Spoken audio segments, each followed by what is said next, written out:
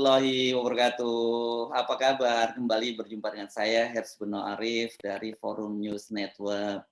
Saya dalam beberapa hari ini dapat kiriman berita dari Kalimantan Timur. Ini beritanya sangat menarik karena di situ disebutkan Wakil Gubernur Kalimantan Timur Hadi Mulyadi itu ini apa ya, lagi uring-uringan ini ke perusahaan batubara ini. Kenapa kok ternyata mereka ini nambangnya di batubara, nggak menggali batubaranya di Kalimantan Timur, tapi ngasih CSR-nya ini ke perguruan tinggi di Jawa. Ada UI, UGM, ITB. Saya cari beritanya, oh ini rupanya berkaitan dengan Bayan Resources. Ini ada pemiliknya, namanya Datuk Kwok Luk Tong, Luk Wong. Nah, ini pengusaha Singapura yang memberikan CSR ke UGM, UI, dan ITB. Nah, saya mau coba ingin perjelas nih, saya ajak Anda untuk ngobrol dengan Wakil Gubernur Kalimantan Timur, Pak Hadi Mulyadi. Assalamualaikum, Pak Hadi. Waalaikumsalam warahmatullahi wabarakatuh. Apa kabar, Bang Hersu? Alhamdulillah, mohon maaf lahir batin, Pak. Lahir batin. Ya. Apa ceritanya ini, Pak Wagub, kok tiba-tiba uring-uringan ini dengan perusahaan batubara? Kata-katanya nih loh yang menarik nih. Gali tambangnya gali batu bara di Kalimantan Timur, bantuan CSR-nya ke Jawa gitu. Begini Bang Hersu. Ya. Jadi Kalimantan Timur ini mungkin saya agak perjelas sedikit ya, keluhan masyarakat Kalimantan Timur. Kalimantan Timur ini luasnya sama dengan Pulau Jawa. Dipecah ini sudah dipecah dengan Kalimantan Utara atau sebelumnya? Betul. Dulu waktu dengan Kalimantan Utara luasnya 1,5 Jawa plus Madura. Sekarang berpisah dengan Kalimantan Utara, 5 kabupaten kota berpisah, 10 kabupaten kota yang ada di Kalimantan Timur ini luasnya sama dengan Pulau Jawa. Pulau Jawa 6 provinsi, kita 1 provinsi. APBD kami tidak pernah lebih dari 15 triliun. 15 triliun itu karena saya pernah di DPD Provinsi, pernah di DPR RI, selalu mengikuti. 15 triliun tertinggi pada tahun 2012. Kemudian terjadi penurunan, terjadi COVID dan sebagainya. Sekarang 12 triliun. Kalau kita hitung-hitungan anak SD, 12 triliun dibagi 3,8 penduduk Kalimantan Timur, satu orang mendapat 3,1 juta per tahun. Tentu kita tidak seperti itu ya. Tetapi untuk sebuah provinsi yang luasnya sama dengan Pulau Jawa, pembangunan di Kalimantan Timur sangat-sangat tertinggal. Karena dana kita tidak cukup. Mengatasi banjir kewalahan, bangun jalan kewalahan.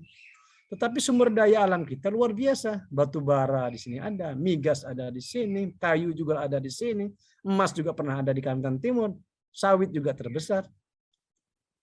Nah, memang kita sadar itu milik negara, ya kan? Tetapi harusnya kan ada perhatian. Oleh karena itu di zaman Gubernur Pak Awang Faruk itu pernah ada usulan agar Kaltim mendapatkan dana otonomi khusus. Kita sampaikan ke DPR, ditolak. Kita minta ada revisi DBH yang untuk migas itu 15,5%, berdasarkan kajian teman-teman akademis Unmul dan sebagainya, idealnya 30-50%, ditolak oleh MK. Saya juga ikut waktu itu. Nah, sekarang Pak Gubernur ada undang-undang HKPD, Hubungan Keuangan Pusat Daerah. Pak Gubernur Kalimantan Timur kemarin hari Senin yang lalu berkumpul di Bali dengan beberapa daerah penghasil batu bara untuk mengusulkan agar DBH migas yang 15,5% itu dinaikkan 30-50%. Tapi ini kan belum tercapai. Nah, oke lah itu karena kita juga menyadari karena APBN itu basisnya adalah jumlah penduduk sebagian. Makanya kalau kita tanya ke Bappenas, saya juga sudah pernah tanya, saya juga pernah di Banggar, 60% APBN itu ada di Pulau Jawa. 20% ada di Sumatera, sisanya Kalimantan, Sulawesi. Ini tidak akan pernah bisa membangun dengan dana yang terbatas.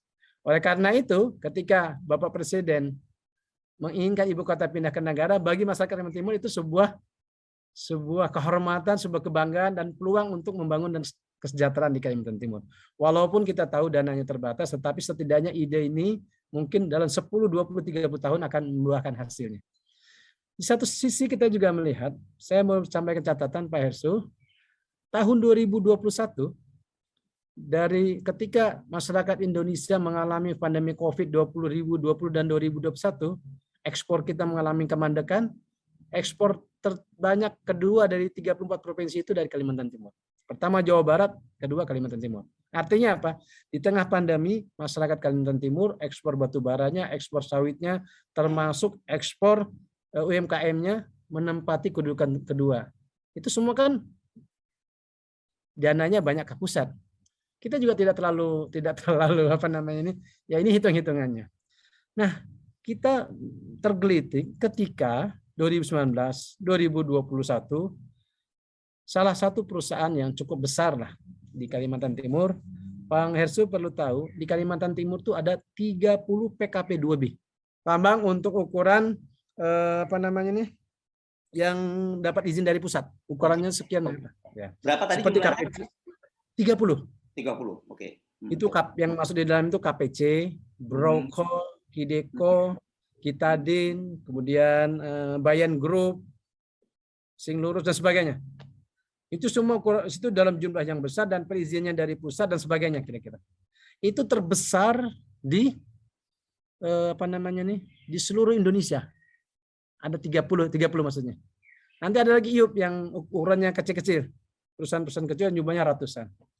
Nah, kita mendengar sebenarnya kata Pak Gubernur banyak juga yang lain, tapi ini terkait dengan dalam konteks pendidikan karena juga saya memperhatikan pendidikan, keluhan dari teman-teman mahasiswa, dari para rektor. Tiba-tiba ada dana apapun namanya, CSR kah, dana pribadi kah, yang digelontorkan 100 M ke ITB, 50 miliar ke UI, 50 miliar ke apa namanya ini? Ke UGM. Ya. Sementara tidak ada untuk Unmul. Universitas Warman, di Samarinda. Universitas Warman, Samarinda. Ya, Universitas Negeri. Universitas Negeri sama di Kalimantan Timur ada Universitas Warman, ada Institut Teknologi Kalimantan, dan ada Institut Seni Budaya Indonesia. Ada 3 yang negeri. Itu tidak ada bagiannya. Kemarin saya dapat telepon, katanya rektornya didatangi berkali-kali tidak ada. Yang kedua ke Jakarta. Saya katakan, masa setahun tidak ketemu rektor? Kan tidak masuk akal. Kalau memang serius, rektor itu kan simbol dari sebuah universitas. Ada wakil rektor 1, wakil rektor 2, wakil rektor 3. Ketika saya mengekspos berita ini, kemarin, mereka ketemu wakil rektor. Nah, ketemu kan jadinya. Oke, ya. Nah, artinya bukan soal itu, tidak ada niat baik ya, tidak ada itikat baik untuk membangun Kalimantan Timur. Saya putra daerah Kalimantan Timur. Saya lahir TK, SD, SMP, SMA di Kalimantan Timur. Walaupun saya tidak kuliah di Unmul, saya kuliah di Unhas, tapi saya merasa bertanggung jawab sebagai masyarakat Kalimantan Timur untuk menyuarakan aspirasi ini. Dan mudah-mudahan ini menjadi perhatian bagi seluruh perusahaan besar. Ya, kalau dalam bahasa agama itu bersedekahlah. Ya kan, bersedekahlah kepada masyarakat, yang itu berkah kalau mereka mau. Kalau tidak ya ini mohon maaf Pak Isu, saya sampaikan tadi di Kompas, tolong jangan anarkis. Ini semua warga Dayak, warga LSM, pemuda, mahasiswa sudah menghubungi mau demo besar-besaran. Kalau bahasa kasar mereka tutup aja ya, saya pikir tidak elok lah tutup menutup tambahan dan sebagainya. Tapi ini penting menjadi perhatian saya kira. Kira-kira seperti itu Bang Irsun. Ya, oke. Tapi Anda kan tadi Anda menyebut ada 30 perusahaan besar-besar, dan ini kan baru dari Bayan Resources. Ini hanya salah satu. Bagaimana dengan perusahaan-perusahaan tambang batubara yang lainnya? Sebenarnya begini Pak Hersu, ini ada contoh ya, sebagai contoh. DPRD Kaltim pernah melakukan sidak kepada sebuah perusahaan PKP 2B. Itu nggak diterima. Kenapa? Karena mereka izinnya, pengawasannya semua dari pusat. Jadi kita nggak dapat. Terus misalkan yang namanya pengawas tambang. Yang namanya pengawas tambang itu di Dinas Pertambangan itu jumlahnya 47 orang. Tambang kita ribuan. Apa yang mau diawasi? Jadi memang ya pengawasan tanda kutip itu tidak berjalan dengan baik. Nah, kalau dalam konteks CSR, kan itu setiap mereka menyusun RKAB kan ada CSR berapa harus dikeluarkan. Secara umum begini Pak Hersu. Ini Abang tadi mengatakan kalau secara umum ya itu kadang-kadang itu terpenuhi. Tapi nanti bentuknya itu yang macam-macam. Ada dalam bentuk jalan, ada dalam bentuk jembatan dan sebagainya. Ada lagi yang tadi yang dikatakan oleh Pak Gubernur. produksinya bertambah, kok CS-nya tidak bertambah? Ini kan berarti ada data yang dimanipulasi. Nah, perusahaan petambang yang lain itu juga kita minta untuk melakukan, makanya permintaan gubernur dalam pergub terakhir ini, CSR perusahaan tambang akan difokuskan pada renovasi perumahan rakyat. Ini sudah ada pergubnya dan memang minggu depan baru akan ada rapatnya. Dan bagi saya itu pun sebenarnya masih ada sisanya gitu loh Pak Mas Gun. Karena kita kan membagi yang untuk rumah itu mungkin satu ini satu rumah. Nah, masyarakat ini kan tahunya wah ada 200 miliar untuk universitas di Jawa. Ini kan apa ya? Meresahkan masyarakat. Ya kan? Mereka tidak mau tahu berapa keuntungannya. Saya punya datanya. Kalau bicara keuntungan sebenarnya masih bisa mereka memberikan bantuan itu. Jadi ya ini sebenarnya kita ingin dalam waktu dekat bertemu dengan mereka. Ya, ingin memperjelas masalah ini. Kita tidak ingin meributkan masalah. Artinya kalau ribut kan sama-sama rugi. Kita ingin sama-sama untung. Dalam pengertian bahasa biologinya itu simbiosis mutualisme. Mereka juga tidak kemudian diributkan oleh masyarakat sampai ditutup dan sebagainya. Terus terang Pak Ersu, saya ini pernah membantu ketika ada sekelompok masyarakat Dayak yang sampai memportal perusahaan Bayan itu. Saya membantu negosiasi. Artinya apa? Saya tidak ingin ada iklim yang tidak kondusif di Kalimantan Timur. Tapi iya, ya kan? Dibantu kok malah tidak ada perhatian dengan kita. Ya kan? Ya. Saya membayangkan sebenarnya dengan puluhan dari perusahaan tambang itu, ya nggak usah besar-besar. Kalau tadi itu ada CSR-nya yang digunakan untuk pendidikan, ini mestinya lahir universitas-universitas top sekelas Jawa harusnya di Kalimantan. Betul. Ya, harusnya seperti itu. Saya misalkan gini ya. Ini waktu COVID itu Pak Esu, ada beberapa rumah sakit di kabupaten kota itu kewalahan dalam berbagai macam fasilitasnya. Mereka dokter nih, WA saya, Pak kenapa itu perusahaan itu kok coba nggak bantu kami misalkan katanya. Karena waktu COVID 2021 itu kan luar biasa, dokter perawat tuh panik, peralatan mereka terbatas, ruangan isolasi terbatas, itu tidak banyak yang mereka bantu. Nah, ini kita belum bicara lagi perusahaan migas. Jadi Kaltim ini ya seringkali Pak Irso, saya kalau ke Jawa, Kaltim kaya, iya kaya, negerinya kaya tapi distribusinya yang tidak jelas. Gitulah. Nah, ini kan Anda menyebut hanya Bayan ya. Apakah hal yang sama kan harusnya berlaku juga pada perusahaan-perusahaan yang lain yang 30 perusahaan tambang besar tadi kan harusnya. Jadi gini, maka kalau saya sebut nanti kan tidak etis ya. Cuma kalau saya terus terang saja, saya salut sebenarnya dengan Brokol. Brokolnya apa? Perusahaan dari mana ini? Yang batubara juga, tapi di Berau. Di Berau, oke. Dia bikin universitas, Bang. Jadi ada universitas, sekolah tinggi. Dia bikin sekolah tinggi, dia bikin di Berau.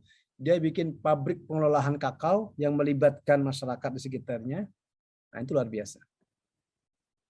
Sebenarnya Bayan juga bangun sekolah SMK di Tabang. Saya harus terbuka juga, dia juga bangun sekolah. Ada. Cuman ini kan yang menjadi ribut itu kenapa? Karena ada dana ketiga universitas, jumlahnya menurut masyarakat tidak kecil. Itu loh Bang. 200 M itu tidak kecil. Ya. Sementara Unmul tidak. Andai kan begini ya, yang ITB tadi yang 100 M itu 50 saja. Jadi 50 UGM, 50 UI, 50 ITB, terus 50 Unmul. Selesai itu sebenarnya. Ini kan hanya masalah rasa keadilan. Saya juga tidak menutup mata bahwa Bayan juga membangun jalan. Walaupun di orang-orang Dayak mengatakan ya wajar dia bangun jalan karena dia juga pakai untuk haulingnya katanya. Ya. Nah, ini kan sesuatu yang debatable ya, tapi saya hargai dia bangun jalan, dia bangun jembatan, dia juga bangun sekolah, ada. Itu saya tidak menafikan, saya tidak juga harus mengatakan bahwa dia tidak sama sekali berperan, ada. tapi yang 3 tadi menimbulkan rasa kecemburuan di tengah masyarakat. Itu yang menjadi catatan. Jadi kan sebenarnya Pak Gup ini apa ya, semacam menyuarakan itu ya ketidakpuasan dari masyarakat saja itu, dan ini harus ditangani oleh secara serius karena dampaknya bisa juga serius di lapangan kalau tidak di follow up. Ya, betul, betul. Saya berharap dalam waktu dekat bisa bertemu dengan mereka. Ya. Oke, nah yang sebenarnya kalau gagasan dari pemerintah daerah ini kan berkaitan tadi itu, saya sih membayangkan miris juga ya kalau seolah-olah gini, ini kan seperti ayam yang mati di lumpan padi lah kalau orang Kalimantan Timur nggak makmur, terus biaya fasilitas nggak bagus, pendidikan nggak bagus karena di depan mata mereka semua tiap hari lalu lalang kan di sungai-sungai itu bagaimana ponton-ponton membawa batu bara lewat truk-truk lewat. Tapi mereka sendiri nggak merasakan dampaknya. Sebenarnya apa yang dipikirkan oleh pemerintah daerah untuk mengatasi persoalan ini? Salah satunya adalah tadi, yang pertama yang sudah diperjuangkan oleh Bapak Gubernur, persentase DBH SDA dan DBH migas lebih besar dari yang ada sekarang. Itu kan legal. Yang kedua, CSR-nya lebih maksimal. Makanya kemarin kita sudah buat pergub CSR terkait dengan renovasi rumah layak huni untuk masyarakat. Jadi itu yang sedang kami lakukan, dan ini sudah undangannya sudah kita buat. Minggu depan ini akan ada pertemuan dengan sekitar 40 perusahaan besar untuk memastikan mereka, dan kita bekerjasama dengan TNI Polri untuk membangun rumah layak huni gitu. Ini kan yang sudah kita legalkan. Ya. Tapi yang terkait dengan DBH itu kan masih dalam proses, Bang. DBH itu apa ya? Dana bagi hasil ya? Dana bagi hasil. Dana bagi hasil ini kan ada 2. Dana bagi hasil sumber daya alam dan dana bagi hasil migas. Ya. Yang presentasinya menurut kami sebagai daerah penghasil migas sumber daya alam yang besar, itu nilainya tidak signifikan dikembalikan ke Kalimantan Timur. Berapa persen itu tadi? 15,5%. Oke. Itu dari sekian setelah sekian hitungan lah gitu ya. Ya. Nah, dana DB kan ada lagi nama dana DBH itu, yang DBH itu kan masuk jadi APBD kami. Nah, jadi APBD kami yang 12 triliun itu 55%-nya itu dari PAD. Jadi dari DBH itu kecil. Kalau ditambah lagi kalau ditambah dengan DAK, dana alokasi khusus yang lewat kementerian, itu kurang lebih tahun ini sekitar 20 sampai 22 triliun total Kalimantan Timur. Jadi kalau Pak Ersu nanti punya data, bandingkan dengan di Pulau Jawa ya sangat jauh gitu. Sehingga kita mau membangun jalan saja terbatas, mau membangun akses ke daerah-daerah wisata unggulan juga terbatas. Termasuk pendidikan dan kesehatan gitu. Ini ironis banget ya dengar cerita Kalimantan. Saya membayangkan sebagai gubernur dan wakil gubernur di Kalimantan Timur itu seperti kayak Sultan Brunei gitu mestinya kelasnya kan. Maunya begitu. Ya gitu. Jadi, nah kalau masyarakat yang tidak tahu kan, oh Kalimantan Timur kaya. Ya kaya tapi dikeruk semua ke pusat. Hitung-hitungnya berapa besar itu yang masuk ke pemerintah pusat itu nilainya ya? Waduh. Kalau menurut saya tadi nggak sempat nanti bisa kita cek ya. Setiap tahun itu 500-an triliun. 500 triliun ya? Iya, kurang lebih. Ya. Jadi kalau dari 2.200 sekarang 2.500 ya. Ya. Triliun APBN. APBN ya. Ya. 2.700-an lah sekarang naik. Ya, 2.700 ya? Ya. Ya, berarti kurang lebih mungkin 20%-nya itu dari Kalimantan Timur. Jadi Kalimantan Timur ini tulang punggungnya Indonesia sebenarnya gitu ya. Salah satu ya. Ya. Itu kalau untuk bangun ibu kota aja udah cukup itu dana itu tadi ya 1 tahun aja. Ya. Jadi gini Bang, kalau Kalimantan Timur itu berdiri sendiri, ya sudah kayak Brunei lah kita. Lebih daripada Brunei. Cuman kita ini kan terus terang Pak, orang Kalimantan Timur tunduk dan patuh dengan NKRI.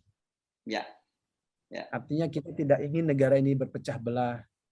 Kita tidak ingin menuntut tapi kita juga pemerintah setidak-tidaknya termasuk pihak swasta adalah perhatiannya kepada Kalimantan Timur. Tapi saya terus terang terima kasih kepada Pak Jokowi.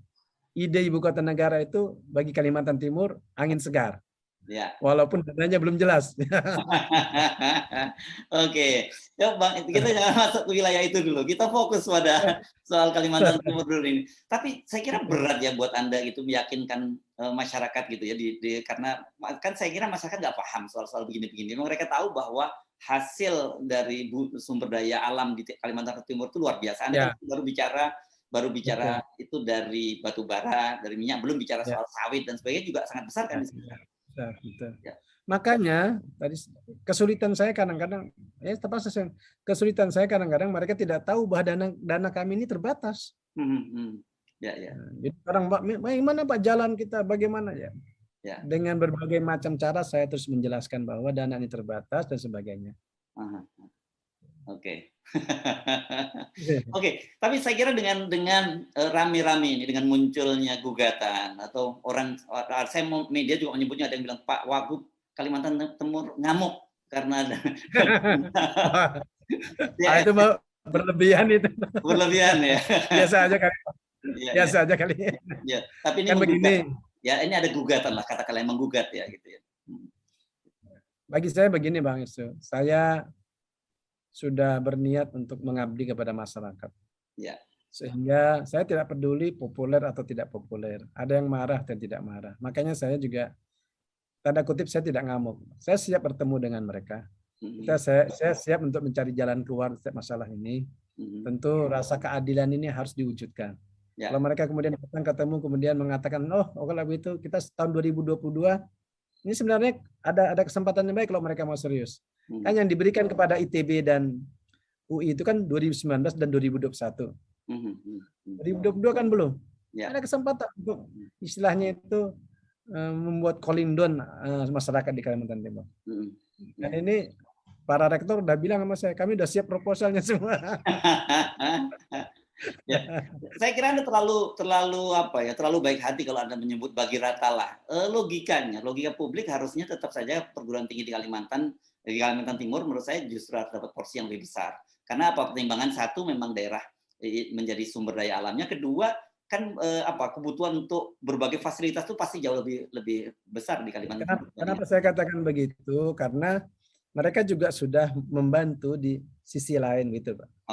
Oke. Tadi kan seperti ada jalan, ada jembatan. Kan saya tidak pungkiri juga itu. Ada jalan, ada jembatan, ada bantuan mereka juga ada. Saya tidak mengatakan tidak ada sama sekali. Cuman ini kan ada case yang membuat masyarakat ada rasa kecemburuan, kira-kira seperti itu. Makanya saya katakan ya anggaplah sama, itu tidak masalah, kira-kira seperti itu. Oke. Baik, Pak Wagub, Pak Adi Mulyadi, ini kita tunggu kabar baiknya ya. Dalam waktu dekat sudah ada WA dari Humas Bayan Group ingin bertemu dengan saya.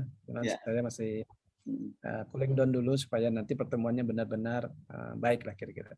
Ya, saran saya dikumpulkan dulu proposal dari perguruan tinggi supaya lebih konkret gitu. Iya, siap. Tapi sedikit sebelum di close, apa sih menurut Anda yang paling proposal dunia pendidikan di Kalimantan Timur yang jadi persoalan serius di sana sekarang? Pertama memang kita kekurangan sarana dan prasarana yang memadai untuk meningkatkan kualitas pendidikan. Yang kedua memang karena Kalimantan Timur ini begitu luas, itu belum ada pemerataan pendidikan antar kabupaten kota. Yang maju ya terus terang Samarinda, Balikpapan, tapi yang di lain itu kan tidak maju. Sehingga memang perlu ada support dari semua pihak agar pendidikan di Kalimantan Timur ini bisa lebih maju. Walaupun menurut saya dalam berbagai kesempatan pemuda-pemuda Kalimantan Timur sudah luar biasa. Catatan satu ya Pak, supaya kita tidak salah paham tentang yang namanya Akademi Angkatan Udara, itu setiap tahun menerima 120 taruna-taruni. Ya. 110 taruna, 10 taruni. Sejak Angkatan Udara itu berdiri, belum pernah ada taruni bukan dari Kalimantan Timur, dari Pulau Kalimantan tidak ada. Tahun 2019 belum pernah ada, ya karena kan ketat ya seleksinya. Tahun 2019 ya, alumni SMA Negeri 1 Balikpapan namanya Fauziah diterima di Akademi Angkatan Udara. Taruni pertama dari Pulau Kalimantan. Artinya apa? Artinya kualitas pendidikan di Kalimantan cukup bersaing untuk itu. Dan kemarin saya terima informasi dari kolonel yang ada di sana, letkol yang ada di sana dikatakan kemarin lulusnya cum laude. Oh. Jadi Hmm. dan kita kalau dari Kalimantan Timur memang beda seperti Sulawesi Selatan yang maju. Yang pernah bintang 1 Angkatan Udara ada 1 orang dari Kalimantan Timur, Pak Misa dan Aspa. Bintang 3 Pak Tatang dari Kalimantan. Kalau di kepolisian Pak Hamiminata. Kemudian bintang 1 putra daerah sekarang Danrem Samar Aji Surenata, Danrem Kalimantan Timur. Itu putra daerah Kalimantan Timur pertama Angkatan Darat bintang 1. Jadi ya adalah gitu. Cuma kan perlu lebih luas lagi, lebih banyak lagi. Ya, oke, baik. Terima kasih Pak Adi. Selamat berjuang. Bang Edwin. Salam hormat Ya, buat semuanya. Ya, Assalamualaikum warahmatullahi wabarakatuh. Waalaikumsalam warahmatullahi wabarakatuh.